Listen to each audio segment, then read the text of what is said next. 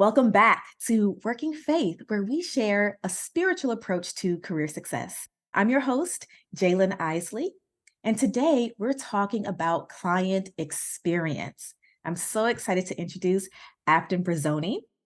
Afton is a content strategist and writer who brings 14 years of experience in marketing, communications, and journalism to her work. Her company, Scribe National, helps ambitious B2B technology companies and leadership coaches across North America and Europe unleash their brilliance through the written word. The common thread between successful businesses at every level, an undeniable brand, and a solid strategy. So we're looking forward to hearing more about how she takes that approach to client experience. Welcome to the show, Afton. Thank you so much for having me, Jalen. It's great to be here. Yeah, great to have you here as well. I absolutely love your name. Where does it come from? I haven't heard that often. So is there a unique story behind it? Oh, thank you. Yes, actually, there is. So it's a river in Scotland, but what it actually is the poet Robbie Burns. I think he was like a 19th century poet. He wrote a poem about the river, and that was a poem that my grandmother really liked. And so that was how I got the name. That's beautiful. I'm so glad to hear that. Are you and your grandmother close? We were, yeah, For sure. yeah, absolutely. Yeah, for Yeah, sure. good deal. That is beautiful. And now I need to go after this. I'm going to be Googling that so I can see all of it. But love the name. I'm so glad to have you here. Well, thank you so much for showing up today. You know, this show is all about leveraging the spiritual principles of our faith to positively impact the workplace and grow our careers. So I want to kick things off by talking about your own faith journey. We know that you identify as spiritual. So, what are some of the core principles of that faith that have shaped who you are today? Yeah, I think this is such a great question. And I just want to say, I mean, obviously the listeners will already get this because they're listeners, but I just think this is the most interesting idea for a podcast and just something that we don't talk about enough in business. And I know you and I were chatting about that before, but I just really love it. So, yeah, for me, I actually grew Catholic, although not very religious. Like my family pretty much only went to church on, Christmas Eve kind of thing. It was always a really nice experience to do that. And I actually became interested in going on my own. I was in probably junior high, so, early teens. Joined the church choir for a couple of years, would attend Sunday service pretty regularly, but kind of realized that although I absolutely loved the community, the sort of organized religion aspect of it wasn't as aligned with me personally. And today, although I don't really identify in that area anymore, I still do really consider myself spiritual. And I would say that for me, my connection to nature really drives that. I grew up in a sort of a town, but near the Atlantic coast on the eastern coast of Canada. And then I moved when I was in my 20s to the Canadian Rockies. And so I've always been surrounded by these really, dramatic, rugged, beautiful landscapes. And I'm a hiker. I do quite a bit of hiking. And so it's just something that in my opinion, you honestly can't help but be in awe of. And it really makes you, feel something on a deeper level. So for me, that's always been a big part of it. I actually am also quite interested in the Buddhist faith as well. And really even from a full sort of a philosophy perspective, more than like an organized religion per se. But yeah, I would say that's where I get my spirituality from, where I draw it from. Nice, nice. And how has that shaped, the person you are today, especially as it pertains to how you approach your business? Yeah, I think one of the biggest things, obviously, as a small business owner, anybody who's ever had that experience knows that like the to-do list never ends and there's always sort of something more you can be doing. And because we're so intertwined with our businesses, like sometimes we identify a little too much with them, we kind of become enmeshed with them. And I think that burnout and things like that can be really, really prevalent. And so one of the things for me is like, I know I need time in nature. Like I need to recharge those batteries. I need to sort of connect to something that's bigger than, everything that's going on in my day-to-day life. And I find that when I go and spend time in the mountains, it does all of those things, right? It recharges, it just gives you a new perspective, and it kind of makes you realize what's important and sort of, how small you are in the world, like in comparison to everything else out there.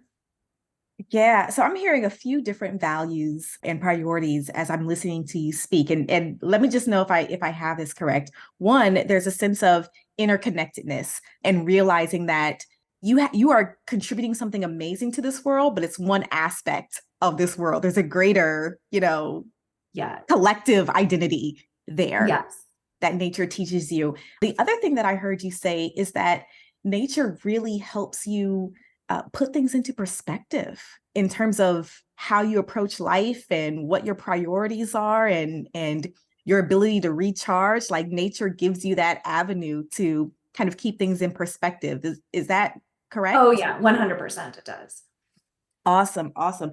I would say that having a clear perspective and also valuing the interconnectedness of all of us really helps us think through how someone else's needs with their client experience. I know we're going to talk about that in just a moment, but when you can take the time to think beyond yourself and realize that there's a larger world, I've got to imagine that that helps you really hone in on understanding someone else's needs when they're coming to you as a client. Is that? Oh yeah, it's essential. I mean, we're in the business of, like, we are a service business. We provide done for you services. And in that, we don't have a business if we don't have clients. And I think that there's sort of two things, right? There's doing high quality work, which, I mean, truly having time to kind of recharge in nature enables that as well. But you're so right. Like it's the relationships drive business. I mean, even you and I sitting here today, right? I think, like, everything is relationships, and my business would not be where it is today without those relationships. And so in order to foster those, you absolutely need to be able to show up as your best self. And a lot of the times we get depleted for whatever reason. And I think it's going back to whatever that spirituality is for you that can really Hmm. help you kind of recharge and show up. Yeah, I think that, and I'm going a little bit off script here, but I love the way this conversation is evolving. Your idea of recharging calls for you to go into nature and connect with nature. So many of us recharge in different ways, though. Like sometimes we recharge by watching Real Housewives of whatever city is going on, or we recharge by getting that fifth cup of coffee or something along those lines. So, talk to me a little bit about why you chose to go to nature to recharge as opposed to some of the other common things that we see. Yeah, absolutely. And don't get me wrong, like, I love a good, Netflix binging day. I don't think there's Yep. anything wrong with that. Indeed, indeed. Yeah, it really is. But yeah, I think nature, and the other one I would mention is yoga. So I'm, not a daily practitioner, but I've practiced yoga for almost 20 years now, actually. And so both of those things, and I think the common thread is, like, personally, I am looking to quiet my mind when I do those activities. And so that's what it's really about for me, is like having a space and experience where you can sort of become quiet, become present, kind of get out of your head. The work that I do is fairly fast paced, the marketing field. It's always changing. There's you constantly scrambling to keep up and all of that.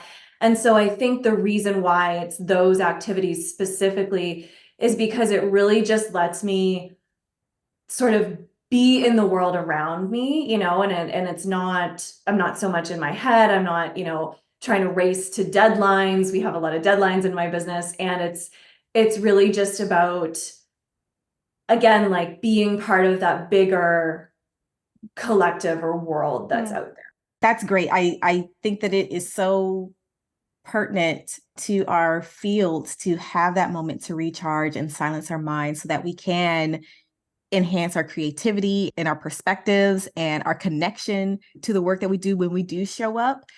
Talk to me a little bit about how you leverage, what nature teaches you in terms of dealing with work challenges. Yeah, that's an excellent question.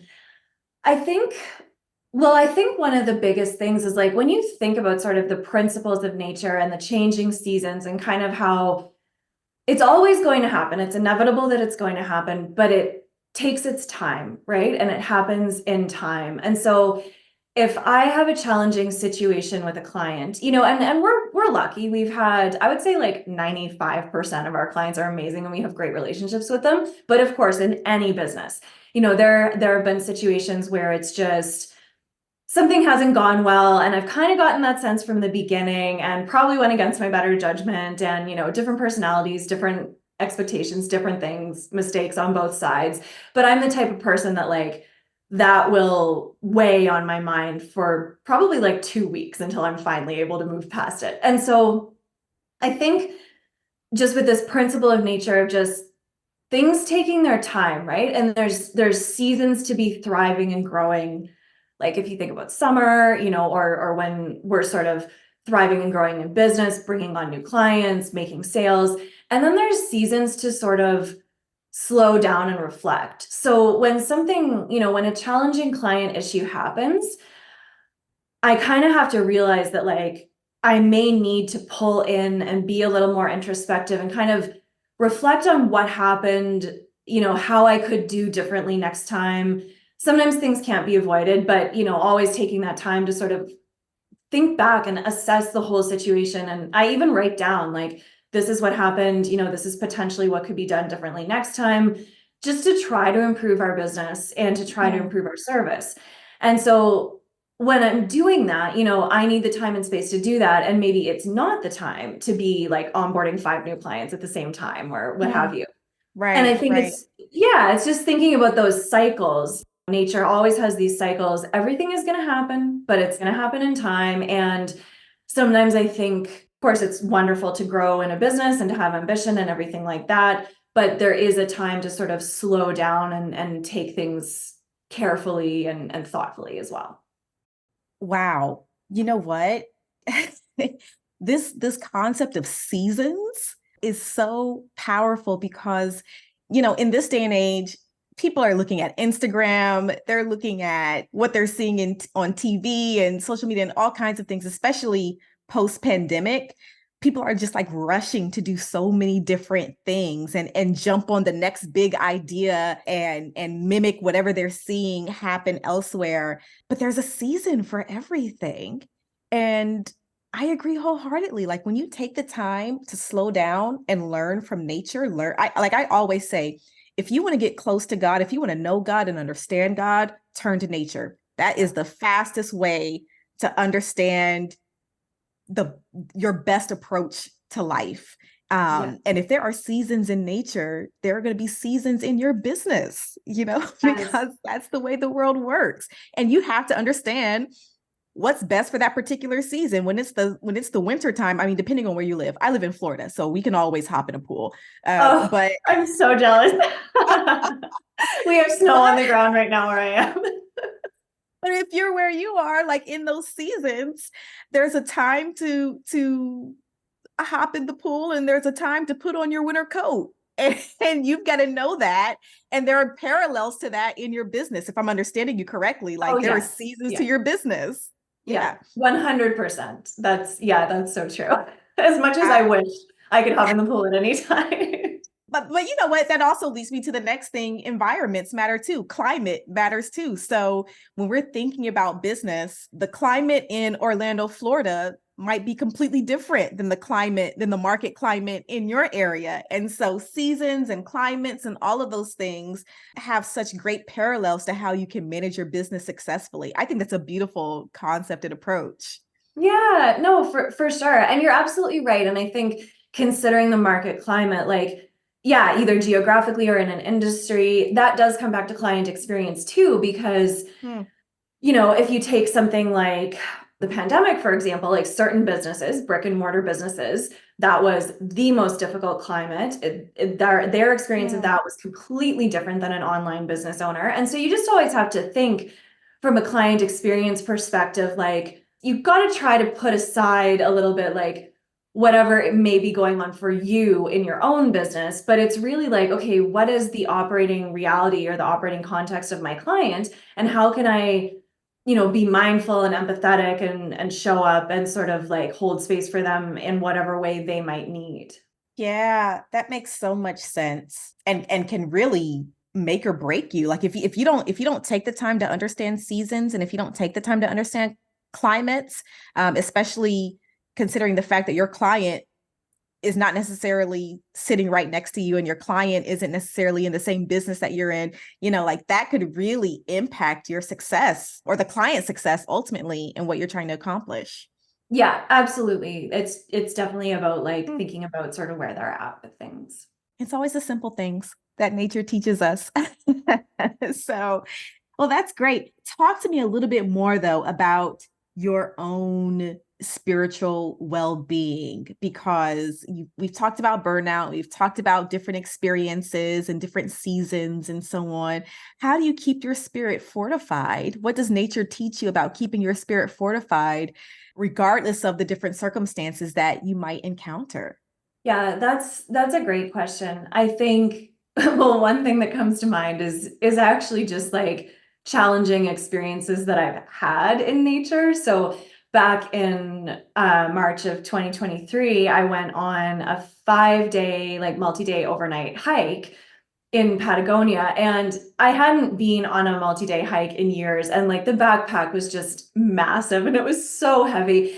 And I think, sometimes that pushing to your limits a little bit that you can have when in nature, or standing, like I live very close to the Canadian Rockies, so I do a lot of hiking there, and I'm actually afraid of heights. And so some of the hikes, like some mountains, it's to me like it's awe-inspiring, but it's also terrifying at the same time. And so I think just kind of taking yourself out of your comfort zone, learning and growing, I think that those are all ways that I can sort of, I don't know, I guess just have more depth as Mm. a person and like a more well-rounded self, I guess. And yeah, so I do think that that's sort of how like my spiritual connection to nature pushes and grows, but also nurtures at the same time. It gives something back too at the same time. And certainly like just the beautiful landscapes are, I mean, you can't, like I said before, you can't help but feel in awe when you're in those environments. Yeah, and then I think on the side of how yoga sort of, I mean, for me, that's kind of two things, right? It's an athletic pursuit, but it is also a spiritual pursuit for me too. And again, it's just having that time and space to slow down. And again, there's that element of challenge, right? Because sometimes, you'll be in a challenging asana or pose, and it's like, okay, I've got to, breathe through this. And again, I think it requires that tapping into something deeper. And yeah, just the challenge and growth. Yeah, it's interesting that you mentioned yoga. Earlier today, I was doing goddess pose, and I had a Hindu chant going on at the same time as I was doing this goddess pose. And it was such a challenging position to be in, to hold for the amount of time that I was trying to hold that position. Yeah.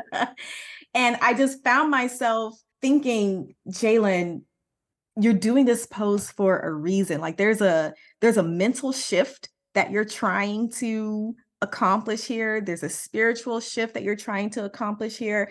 And that's going to reflect in the physical world as well. And so I say all of that just to say I was like literally saying to myself, Jalen, don't give up. Like Yeah. I know this pose is a little bit challenging for you right now, but that's life, like life can be challenging. So do what you can to get through this pose and do what you can to get through life too. Like Yeah. it's all metaphorical, but also like a very, physical, real connection Yeah, it is there. real for sure. Definitely, definitely. So all right. Well, this is great. Well, this conversation has gone in so many different directions and I absolutely love it, but I do want to just kind of bring it home for people. So, you're in the world of delivering amazing client experience on a regular basis. What is one takeaway? Like, what's one thing that you feel like nature teaches us that will help all of us be better at delivering excellent client experience?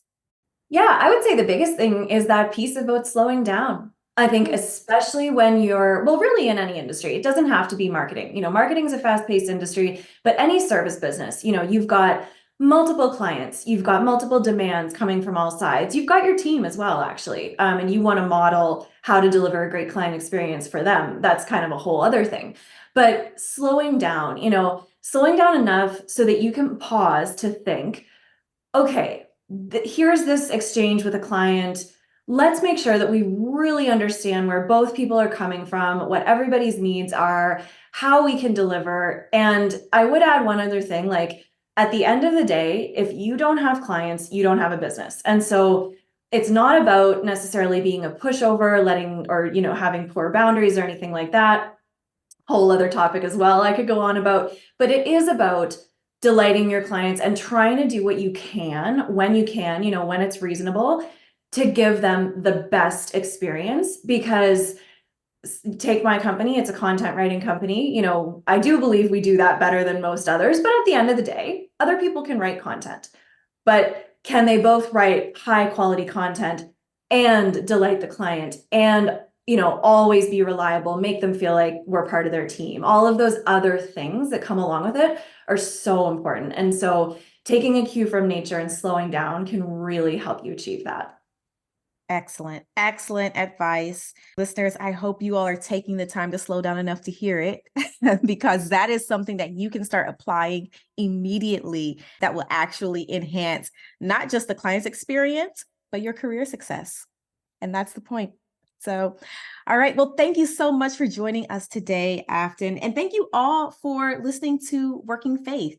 All the show notes, including information about Afton and how you can stay connected with her, will be on our website. And you can also find a link to submit any career questions you may have on the website as well, workingfaith.com. Remember to subscribe, rate, and share this show with others. And if you want to engage directly with me, I'll be on LinkedIn. You can find me on the Working Faith group, the Working Faith page, and I'd love to get your feedback and your questions there as well.